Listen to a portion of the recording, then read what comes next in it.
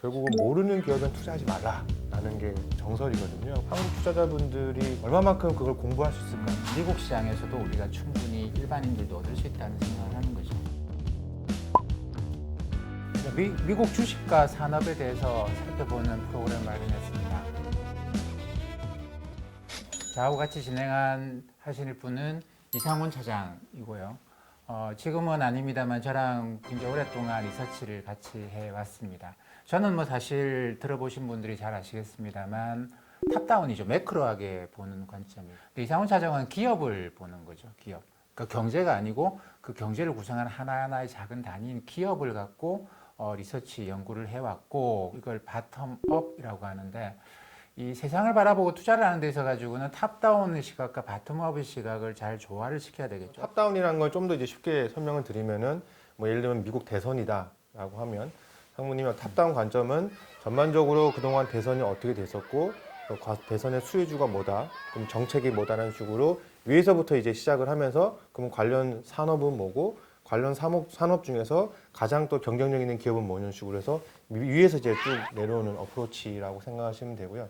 바텀업은 어떤 정책하고 뭐 외부 환경 상관없이 밑에 기업에서도 상당히 열심히 하고 있기 때문에 기업에서의 경영진, 기업에서의 경쟁력, 기업에서의 제품이 어떤 것이 잘 되고 있기 때문에 꼭 미국 대선 때문이 아니라 이거는 다음 분기에 좋아질 수 있기 때문에 뭐 탑픽이다 추천한다라는 그런 관점입니다. 그래서 제가 보기에는 정답은 없는 것 같습니다. 가장 좋은 건 탑다운하고 바텀업이 만나서 최고의 종목을 찾는 게 좋은 것 같아서 뭐 일단 저는 상무님보다 내공도 훨씬 더 뭐 좀 해봤자 10년밖에 안 내지만 그래도 상무님하고 어떤 그런 관점에서 미국 시장을 한번 얘기해 보면 어떨까라고 해서 저도 열심히 한번 해보도록 하겠습니다. 네.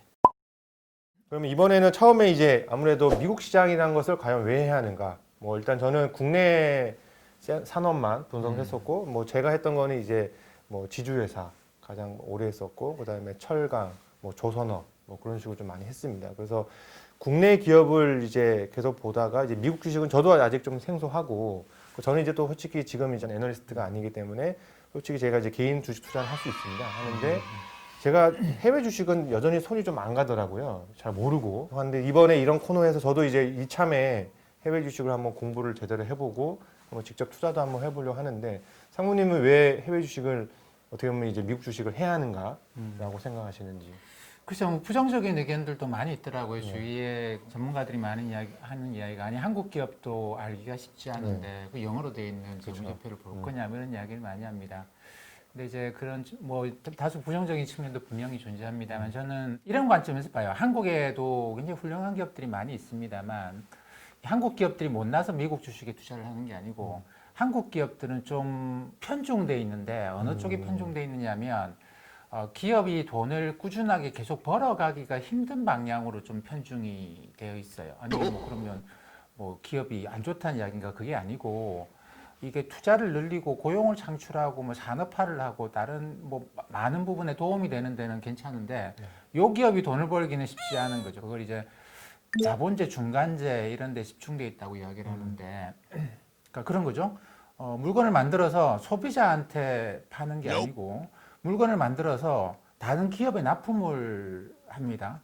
다른 기업에 납품을 해요. 그러면 어떤 일이 생기냐면 뭐 한두 번은 괜찮겠지만 시간이 흘러감에 따라서 이 납품받는 기업이 다른 새로운 기업한테 또 이제 뭐 오프를 주는 것이죠. 그러다 보면 경쟁에서 밀리기도 하고 경쟁이 살아남기 위해서 끊임없이 원가 절감을 하고 들어가야 돼요. 그러니까 돈을 벌기가 어렵습니다. 자본재 중간재라고 하는 거 우리가 흔히 말하는 소비재를 만드는 과정에 중간에 들어가는 것이죠. 전기차를 만드는데 중간에 배터리가 들어가는 우리는 배터리 이야기를 하잖아요. 뭐 반도체 이야기하는데 이게 최종 소비재는 아니고 자본재 중간재 성격을 갖거든요. 근데 이거는 가격을 지속적으로 올리기가 어렵고 좋을 땐 좋지만 떨어질 땐 또 뭐 폭락을 해요. 반도체만 하더라도 사이클이 굉장히 심하고. 근데 미국 기업들은 이 자본재 중간재에 집중하는 게 아니고 그건 옛날에 60년대, 70년대 이미 우리나라나 다른 신흥국가들로 다 공장이 넘어갔고 기업이 넘어갔고 자기네들은 최종 소비재 소비자들이 최종 소비재를 사는데 우리 그러죠. 이 제품 애플 제품 야 정말 잘 만들었네. 나중에 뭐 비슷한 제품이 나와서 그거보다 우리가 싸게 해드릴게요라고 해도 소비자들이 그냥 쓰던 거 계속 쓸래요. 나는 비싸도 이럽니다. 그러면 이 기업이 계속 가격을 올려가도 품질을 더 개선시키면서 가격을 올려가고 부가가치를 더 만들어내도 소비자들은 더 비싼 값을 내면서 이 물건만 사려고 합니다.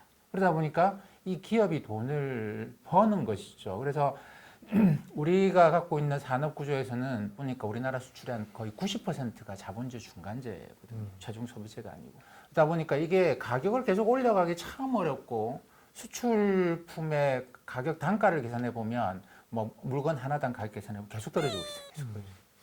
돈을 벌기 어렵다는 것이죠. 그래서 이제 돈을 버는 관점에서 기업이 이익을 내는 관점에서는 최종 소비재에 집중하고 있는 미국 주식시장이 좋지 않겠는가 저는 그런 생각을 하는 거죠.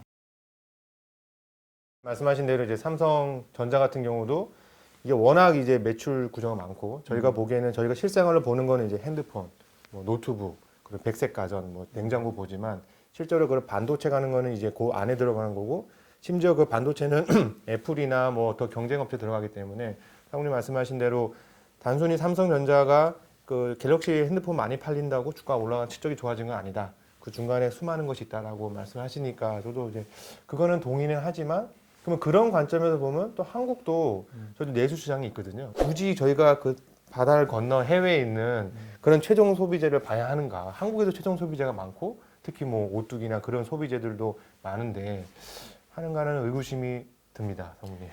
또 한 가지 측면이 그거죠. 바로 말씀하신 그건데 인구의 문제. 이게 내수 시장이 커질 수 있겠느냐라는 건데 우리는 인구 구조가 고령화되다 보니까 이게 이제 시장이 내수 시장이 갈수록 커지기도 어렵고 시장 규모가 그렇게 대단히 크지도 않아요.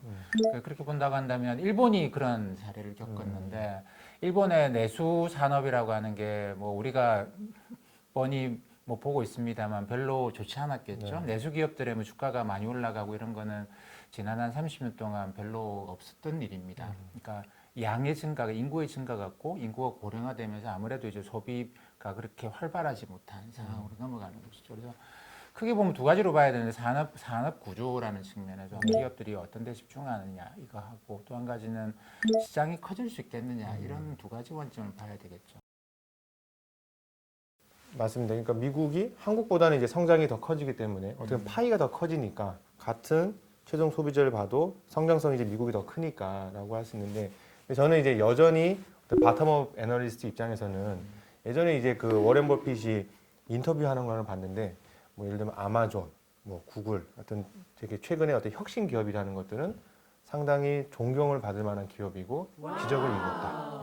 하지만 나는 그 기적에 투자하지 않는다라고 얘기하더라고요. 그러면서 항상 워렌 버핏 책상에 보면 이게 코카콜라가 여기 있습니다. 그래서 나는 코카콜라를 내가 직접 마시는 그래서 코카콜라를 내가 먹어보니 얘가 맛도 안 변했고 얘는 여전히 경쟁력이 있어. 뭐 다른 콜라보다 괜찮으니까 나는 사요. 그래서 아마 워렌 버핏이 뭐 100조가 넘은 달러 중에서도 포트폴리오가 거의 뭐 50개가 안 넘는 종목에 한정되어 있는 이유가 결국은 모르는 기업엔 투자하지 말라라는 게 정설이거든요. 그래서 미국 기업을 말씀하신 대로 성장성도 있고 뭐 되게 있지만 결국은 어떻게 보면 투자의 어떤 그런 정보나 어떤 제한성이 상당히 좀 높다고 보면 한국 투자자분들이 과연 이제 얼마만큼 그걸 공부할 수 있을까 하는 의구심은 저는 좀 계속 갖고 있는 편이거든요. 맞습니다. 근데 전문가들이 느끼기에는 한국 기업을 이 정도 안다고 한다, 미국 기업 이 정도 아는 데는 굉장히 많은 시간이 들어가요. 굉장히 많은 시간이 들어가는데 일반인들의 경우에는 제가 볼 때는 뭐 그렇게 크게 뭐 다르다고 생각을 안 합니다. 일반인들이 일반 주식 투자할 때 재무제표를 봐라라고 하지만 사실 재무제표를 봐라라고 하는 그 숫자를 보라는 건 아니거든요. 그 안에 들어가는 주석 사항이나 그래서 이 회사가 어떤 회사인 거 알아야 되는데 한국 기업들 주석 보고 알기가 진짜 어려워요. 그죠? 그렇죠. 내용도 많고 네. 예, 예. 무슨 내용이 어떻게 들어가는지도 모르고 하니까. 네. 근데 이게 미국은 사실 그런 차이가 있습니다. 우리나라는 여전히 감독 당국이나 모든 회계나 모든 것들이 기업의 자금 조달을 원활하게 하기 위해서. 그 교과서에서 제가 주식을 처음 배우면서도 주식시장을 뭐라고 정의를 하느냐면 지금도 우리나라 그 정부 관료나 이런 분들 대부분 다 그렇게 말씀을 하시는데 주식시장은 기업의 자금 조달 창구다라고 이야기를 하거든요. 이 교과서에도 이렇게 나와 있어요. 근데 미국은 이걸 1933년에 대공황 직후에 증권법을 만들면서 뭐라고 했느냐면 주식시장은 투자자들이 돈을 버는 곳이다 라고 정의를 합니다. 그래서 자본시장법 이런 걸 만드는 게 아니고 투자자 보호법을 만든 게 그게 증권법이라고 우리가 이야기해요. 우리나라의 자본시장법은 이제 뭐 증권회사는 이걸 하고 은행은 이걸 하고 뭐 이런 식으로 영역을 구분하는 그런 건데 미국의 증권법은 투자자 보호법이라고 되어 있거든요. 그러다 보니까 뭐 기업이 회계 장부를 내고 이런 것들이 전부 다 투자자들이 쉽게 알 수 있는 방향으로 내도록 합니다. 이 때문에 기업의 재무제표를 안 봐도 그거를 본 사람들이 또 이제 이런저런 글들을 많이 쓰죠. 그걸 이제 기자들이 조금 보고 써놓은 것만 보더라도 전문가의 거의 못지않은 레벨까지 이 기업을 알아가요. 그러다 보니까 이제 어떻게 보면은 주식시장에서 흔히 정보의 비대칭성이라고 이야기를 하잖아요. 뭐 아는 사람과 모르는 사람 사이에 결국 시간이 지나가면 얘는 돈 벌고 얘는 돈 잃는다라는 건데 그 기관 투자자, 개인 투자자, 뭐 외국인 이런 사람들 사이에 정보의 비대칭성이 크면 클수록 주식시장이 좀 사람들로부터 외면을 받을 건데 우리나라는 여전히 이 그 갭이 정보의 비대칭성 갭이 좀 크다고 봐야 됩니다. 뭐 특정 어떤 뭐 매출액이 얼마 나올 거다 이런 정보가 아니고 그 기업에 대한 이해 정도가 좀 다르죠. 특히나 우리는 가령 뭐 어떤 특정한 기업이 소비자한테 물건을 파는 게 아니고 다른 기업에 납품을 해요. 납품을 하는데 얼마나 납품했는지 일반인들이 알기는 어렵거든요. 근데 일반인들도 자기가 이제 백화점이나 또는 샵에 가서 사보면 야 이거 팔리겠다 안 팔리겠다 대충 안단 말이죠. 이거는 전문가나 일반인이나 거의 똑같아요. 그렇죠. 똑같습니다. 그래서 이게 최종 소비재를 만드는 그런 기업들에 투자를 하게 되면 사실 전문가하고 일반인 사이에 이 정보의 비대칭성 문제가 굉장히 작다고 저는 판단을 하는 것이죠. 그래서 뭐 구체적으로 하나하나 정보를 캐고 들어가는 데는 어렵겠지만 우리가 사실 투자를 하는데 해적 구만리까지 들어갈 필요는 없는 거잖아요. 그렇게 본다고 한다면 투자에 필요한 만큼은 미국 시장에서도 우리가 충분히 일반인들도 얻을 수 있다는 생각을 하는 거죠. 말씀 들어보니까 저도 예전에 이제 미국 기업을 봤는데 그 홈페이지에 들어가 보면 이제 IR이라고 해서 그 주 투자자에 관련된 내용들이 좀 있거든요. 그래서 보니까 일단은 이제 실적 발표회 같은 거 한번 보면은 그 녹음 파일이 이제 거기 홈페이지에 딱 있더라고요. 한국 기업은 대부분 이제 기관 투자자, 애널리스트들 그 일부 이제 거기서만 딱 듣고 일반 투자자는 못 듣든지. 그래서 이제 큰 삼성전자 같은 경우 큰 기업은 올리긴 하는데 아직도 우리나라는 이제 코스닥의 작은 기업들은 이제 그렇게까지 못 하는데 미국은 상당히 많은 기업들이 이제 그런 걸 다 오픈을 하고 또 저는 되게 인상 깊었던 거는 예를 들면 저희가 1분기 실적이 나오면 그 경영진이 앞으로 2분기 실적이 어떻게 될 거다라고 얘기를 해주더라고요. 그렇죠. 네, 저는 그게 되게 아주 인상 깊었습니다. 그거 너무 왜냐면 멋있지 않나요? 네, 저희는 이제 그 가서 탐방 가면 혹시 그 2분기 실적이 어떻게 될까요? 막 그러면 이제 아직 지나지도 않았으니까 아이 그거 가봐야 알죠 막 하는데 일단 경영진이 어느 정도 가이던스를 얘기해주고 그리고 안 좋다 그러면 물론 주가는 빠지겠지만 또 이제 열심히 해가지고 그거보다 높게 나올 수도 있는 거 하니까 되게 상당히 이거 투명돼 있구나. 근데 우리나라는 이제 그 정보 알려고 뭐 내부자 거래도 하고 되게 이제 문제도 많이 발생하는데 말씀하신 대로 그거는 미국 기업이 상당히 한국 기업보다 좋지 않나라는 생각이 듭니다. 근데 저는 이제 그런 게 있어요. 물론 미국 시장에 대한 장점은 많지만 제가 이제 한국 투자자분들이 미국을 할 때 보면은 저희 애널리스트들 사이에서 기관 투자자랑 얘기를 할 때 락바텀이라는 게 있거든요. 네, ROCK 바텀이라서 이거는 이 이상은 더 이상 빠지지 않는다.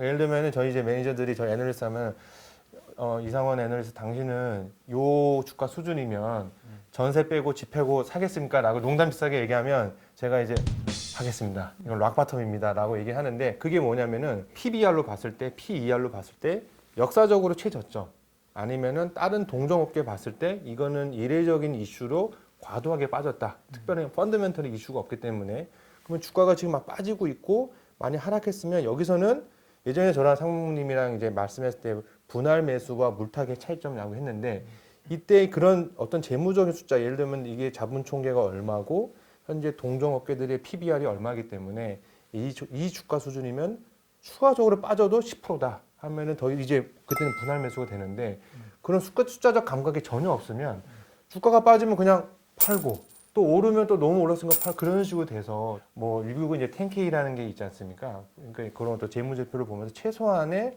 어떤 뭐 순이익이나 뭐 자기 재본 그래서 어떤 밸류에이션 정도는 인지를 하고 있어야지 주가가 상승할 때 좀 뭐 또 다른 액션이 나올 수 있고 하락할 때 나올 수 있지 않을까. 그래서 제 주변에 이제 미국 주식을 하는 분 보면은 대부분 이제 뭐 구글, 애플 뭐 그런 애들 많이 하는데 그쪽 기업들을 그냥 이제 남들이 하니까 하는. 그래서 그러면 야 구글이 지금 매출처가 어떻게 되고 순이익이 얼마야 그러면 야 그런 거 묻지 마 성장이야 막 이렇게 얘기하는데 저는 그걸 보면서 아 이거는 좀 너무한 게 아닌가라는 생각이 들더라고요.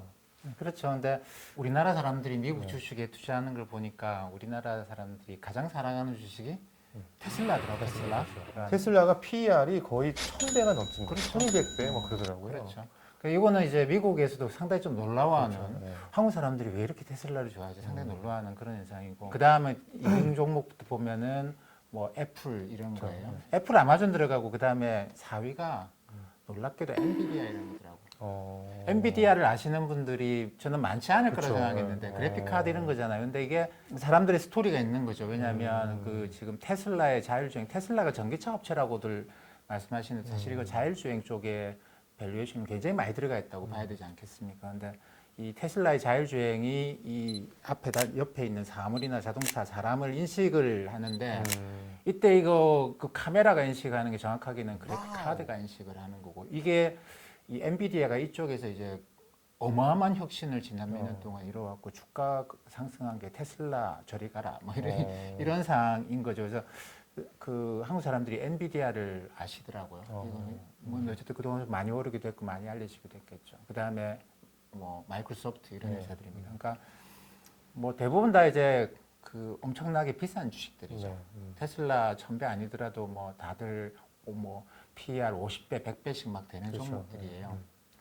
그러니까 그래서 이게 한편으로는 걱정들도 하는 거죠. 저렇게 비싼 주식 샀다가 저 어떻게 하려고 뭐 나중에 주가 떨어지지 않겠는가. 근데 미국 시장에 보면 옛날에도 그런 경우가 있었습니다. 그 뭐 50배, 100배씩 올라가던 그런 것들이 있었는데 돈도 못 벌면서 막 올라가는 야후나 이런 상황이 2000년에 그런 일이 있었는데 그런 건 떨어져 버리죠. 근데 돈을 버는데 이걸 이제 사람들이 앞당겨서 끌어당긴 거예요. 앞으로 벌 걸 미리 끌어당긴 거예요.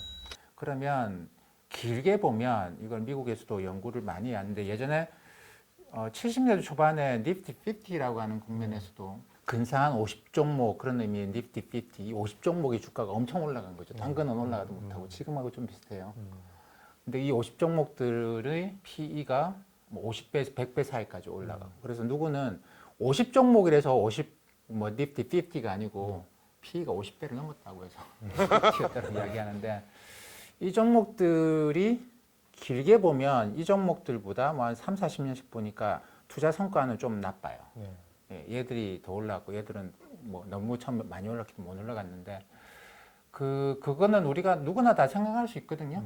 애플이나 뭐 아마존 이런 기업들을 내가 한 뭐 10년, 20년 투자한다고 보면 여기서 살아남는 기업들보다 얘가 더 높은 성과를 내지는 못할 것 같아요. 그렇긴 하지만 앞으로 무슨 일이 있을지 모른다 말이죠. 그러니까 저는 일종의 사람들이 이걸 비싼 주식이다라고 하지만 안전한 자산이라고 생각을 하는 것 같아요. 비싸지만 안전하다. 그렇기 때문에 성장은 내가 좀 포기를 하더라도 얘들은 안 망할 것 같은데 소비자들이 얘들을 외면할 것 같지는 않은데 그러다 보니까 뭐 주식이 저렇게 비싼 주식이 무슨 안전자산이야. 근데 사람들의 마음 속에서는 그런 게 있는 거죠. 1등 기업 그리고 얘들은 흔히 말하는 경제적 해자.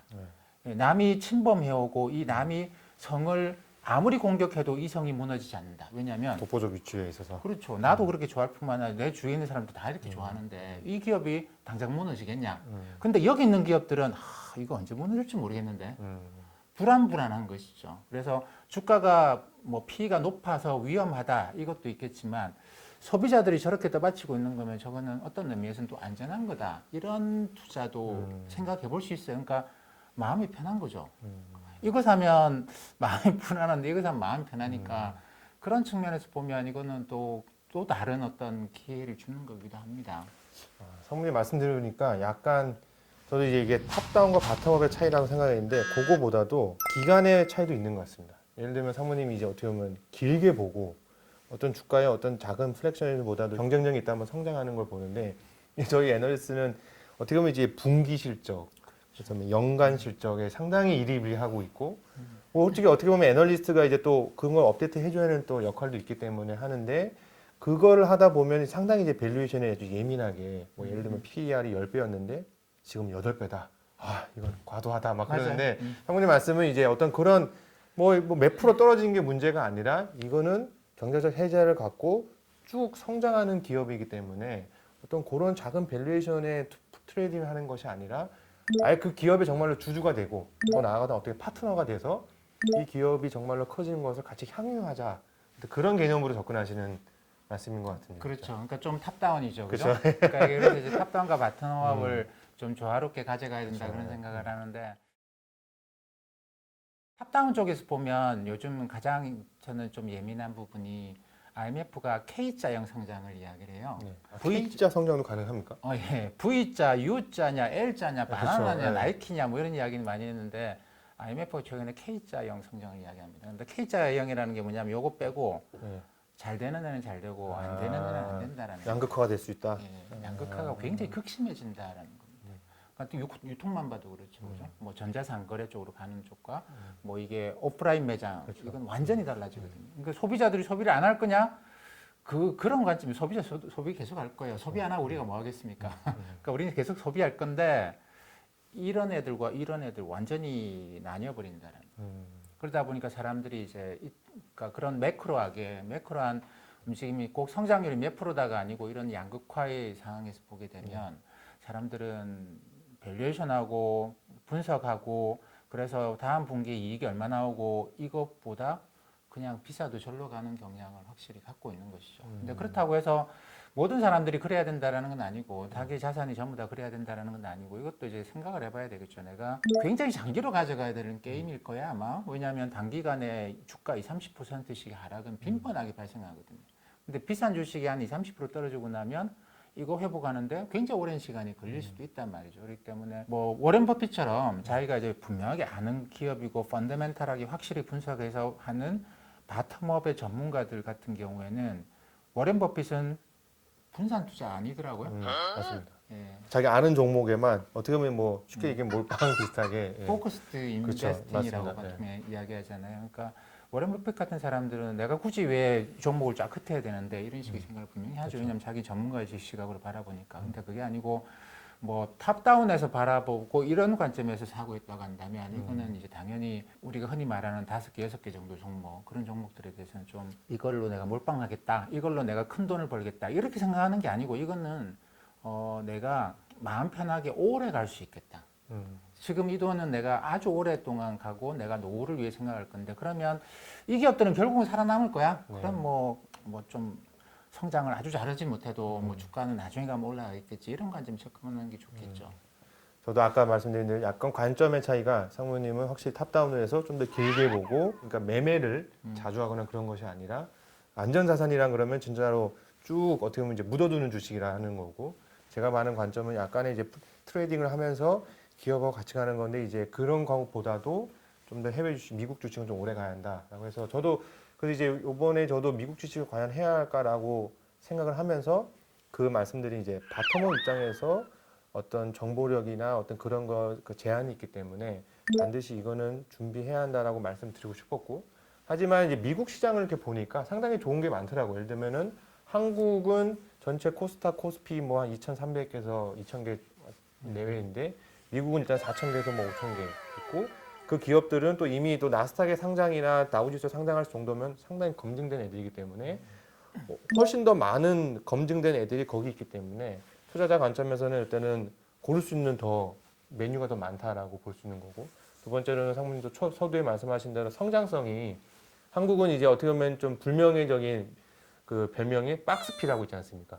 그냥 코스피가 박스 안에 갇혀서 이게 논다라고 하니까 그러니까 저희 애널들도 어떻게 보면은 기업이 쭉 성장하는 것보다는 항상 이 플렉셔닛이 있다 보니까 이 재무 비율이나 재무제표 항상 예민하게 모니터링을 해야 한다고 생각했는데 미국은 이제 이거보다는 어떻게 보면 점진적으로 계속 우상향하는 모습을 많이 보이고 있으니까 이제 그래서 미국 시장에 좀 장점이 있다.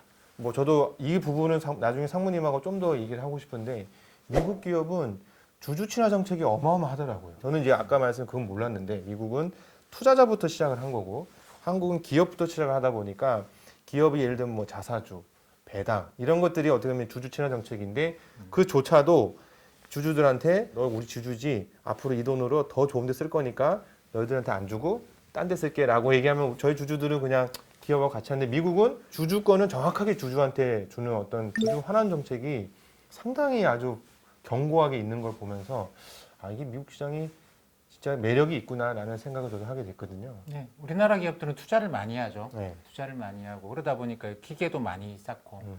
그래서 북밸류 장부 가격에 뭐 이 기계 사고 뭐 사고 하다 보면 계속 장부 가격이 올라가요. 그렇죠. 계속 장부 가격이 끌어올리거든요.